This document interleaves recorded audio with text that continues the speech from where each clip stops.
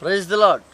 ఈ రోజున మోసం మనిషిని చాలా దారుణమైన స్థాయిలోకి తీసుకెళ్తుంది. భార్య భర్తని, భర్త భార్యని, పిల్లలు తల్లిదండ్రుల్ని, తల్లిదండ్రులు పిల్లల్ని, విశ్వాసులు సేవకుడిని, సేవకుడు విశ్వాసుని, ప్రతి ఒక్క స్థితిలో మోసం అనేది చెలరేగుతుంది.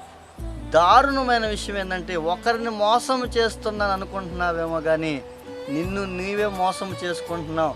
నీ స్థాయిని, నీ పరిస్థితిని, నీ స్థితిని దిగజార్చుకుంటున్నావు. మోసము పతనానికి తీసుకెళ్ళిద్ది. మోసము పరిస్థితులన్నీ తిరగరాయబడతాయి.